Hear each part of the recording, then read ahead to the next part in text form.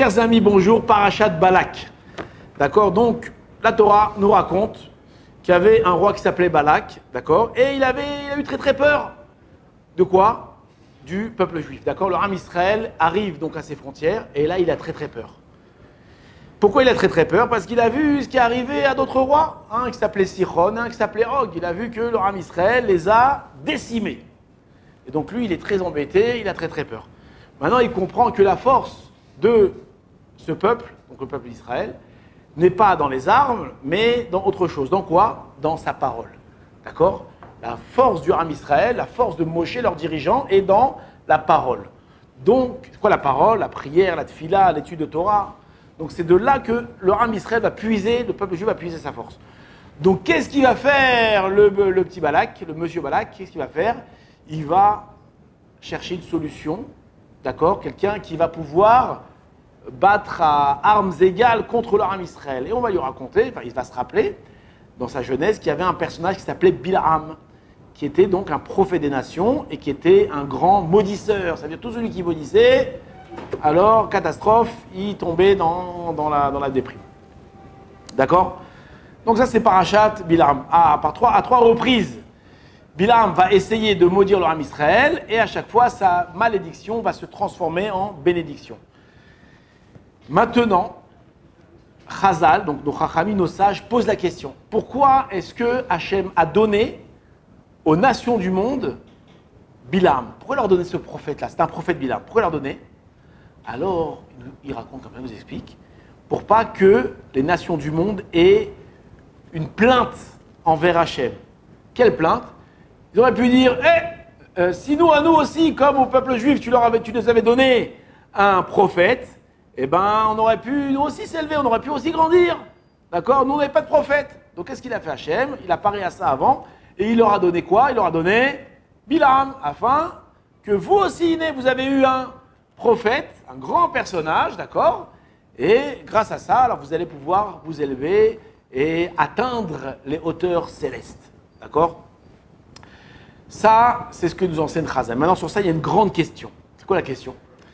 C'est qu'ils peuvent encore se plaindre. Pourquoi? Parce qu'on sait que Bilham, c'était un homme qui avait des mœurs catastrophiques. Vous savez avec qui il était marié, Bilham? Avec son ânesse. On ne va pas rentrer dans les détails, mais en tout cas, il était marié avec son ânesse. Donc, c'était un homme qui avait des mœurs catastrophiques. Et plus que ça, à la fin de la paracha, on va voir que qu'est-ce qu'il va? Il va donner comme conseil à Balak. Si tu veux détruire le Ham Israël, alors sache que le Dieu de Ham Israël haït la débauche. Donc, fais-les fauter. Qu'est-ce qu'il va faire? Il va faire prostituer les filles de Midian. D'accord? Donc, on voit que c'était un homme extrêmement débauché. Donc, la question, enfin, la plainte des nations du monde, elle reste. Dit, comment est-ce que toi, Ham Israël, tu leur as donné un personnage comme Moshe Rabbeinu? D'accord? Un homme saint, un homme tzaddik, donc ils auraient pu s'élever. Manou, qu'est-ce qu'il nous a donné?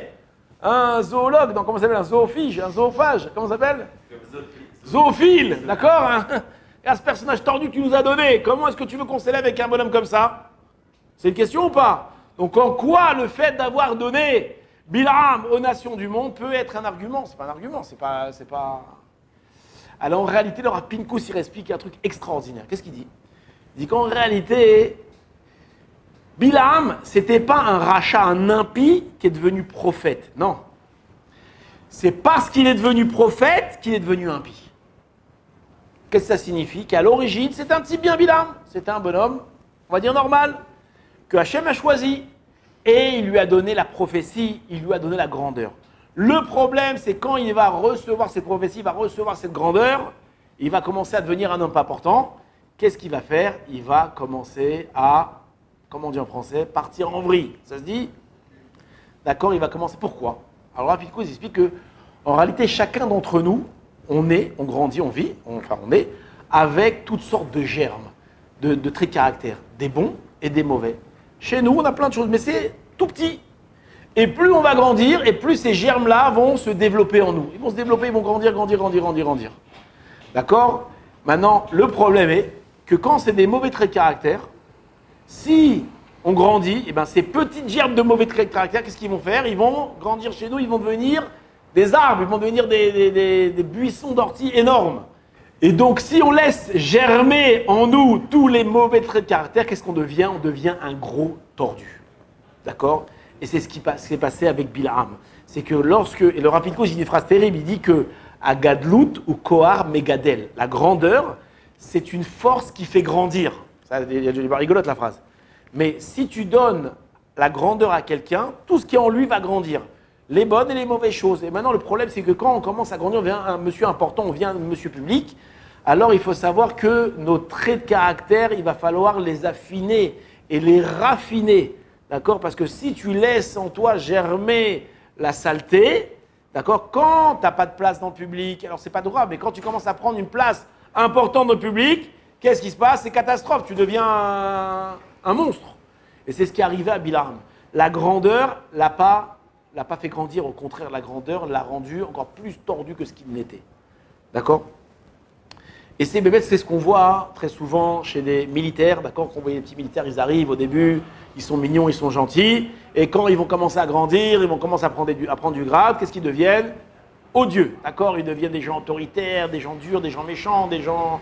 Ou des hommes politiques, au début, ils ont plein d'entrain d'aider les gens, de faire, sont purs. Et le problème, c'est quand on leur donne de l'importance, alors tout ce qui est en eux va germer et va commencer à pourrir. Pour illustrer, j'ai une petite histoire rigolote à vous raconter. Il y avait là-bas en Russie, on vendait des tickets de tombola.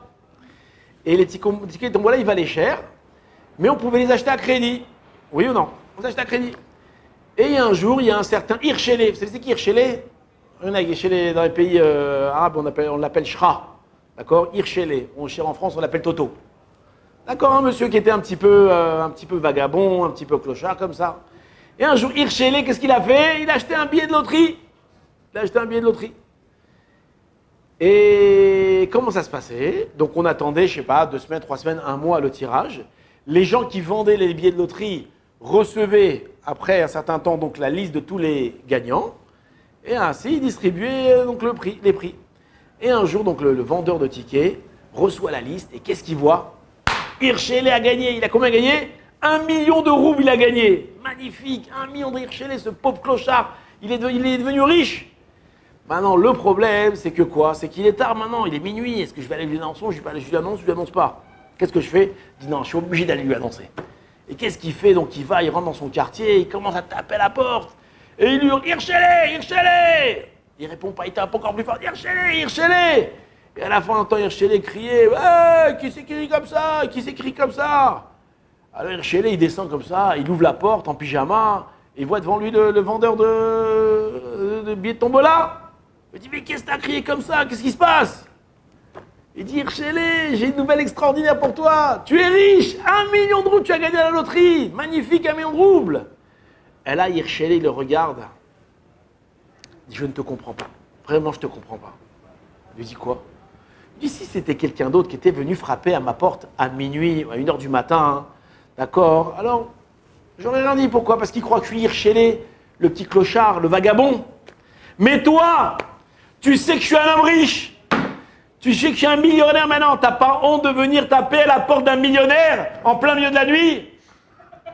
D'accord? C'est exactement ça. À peine il a reçu un petit peu de grandeur, qu'il a tous ces mauvais traits de caractère. Ils ont explosé. On m'a raconté, je ne sais pas si elle est vraie, qu'il y a une vidéo où on a fait une blague à un bonhomme. Vous avez vu cette vidéo? On m'a raconté comme ça. On lui a fait croire qu'il avait gagné au loto. Et donc on lui a fait croire qu'il a gagné au loto. Et le type, quand il entend ça, alors il devient odieux. Il commence à insulter son patron, insulter sa belle-mère, insulter sa femme, insulter la terre entière, parce qu'il croit qu'il est riche maintenant, il croit qu'il va se débarrasser de tout le monde. Et à la fin, on lui dit non, c'est pas vrai, c'est une blague. Vous avez entendu ça? Je ne l'ai pas vu, comme ça on m'a raconté. En tout cas, c'est exactement ça. L'homme, à partir du moment où il reçoit la grandeur, alors tout ce qu'il y a en lui, ça commence à germer et ça commence à pourrir.